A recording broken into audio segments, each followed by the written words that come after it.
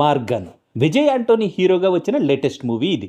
ఎడిటర్గా ఎన్నో మూవీస్కి వర్క్ చేసి ఈ మూవీతో డైరెక్టర్గా మారిన లియో జాన్ పాల్ తన తొలి ప్రయత్నంలో సక్సెస్ అయ్యాడో లేదో ఈ రివ్యూలో చూద్దాం. ఇదొక murder mystery crime thriller. 2 hours 11 minutes duration ఉన్న ఈ మూవీని మీరు మీ ఫ్యామిలీతో కలిసి కూడా చూడొచ్చు.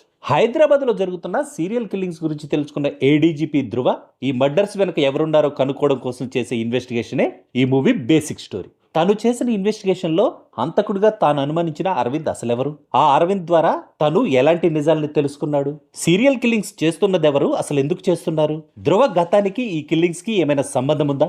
ఈ క్వశ్చన్స్ ఆన్సర్ తెలియాలంటే మీరు మూవీ చూడాల్సిందే. ఈ మూవీ కథ కొత్తగా ఉన్న director Leo John Paul treatment మాత్రం రొటీన్ గా ఉంది. సినిమాటోగ్రఫీ ఎక్సలెంట్ గా ఉంది, విఎఫ్ఎక్స్ బాగున్నాయి, విజయ్ ఆంటోనీ ప్రొవైడ్ చేసిన బ్యాక్గ్రౌండ్ మ్యూజిక్ కూడా సూపర్ గా ఉంది. ఈ మూవీ ప్లస్ పాయింట్స్ విషయానికి వస్తే మూవీ బేసిక్ కాన్సెప్ట్ చాలా కొత్తగా ఉంది. ఇన్వెస్టిగేషన్ ఆఫీసర్ ధృవగా విజయ్ ఆంటోనీ యాక్టింగ్ బాగుంది. యాక్టింగ్ తో పాటు తన లుక్ కూడా ఇంప్రెసివ్ గా ఉంది. అసలు తను ఆ లుక్ లో ఎందుకున్నాడో ఇంటర్వెల్ వరకు ఆడియన్స్ కి అర్థమవకుండా సస్పెన్స్ మెయింటైన్ చేసిన విధానం ఇంట్రెస్టింగ్ గా ఉంది. అరవింద్ గా యాక్ట్ చేసిన అజయ్ దిశాన్ క్యారెక్టర్ ని, ఆ క్యారెక్టర్ లోని డిఫరెంట్ వేరియేషన్స్ ని డిజైన్ చేసిన విధానం సూపర్ గా ఉంది.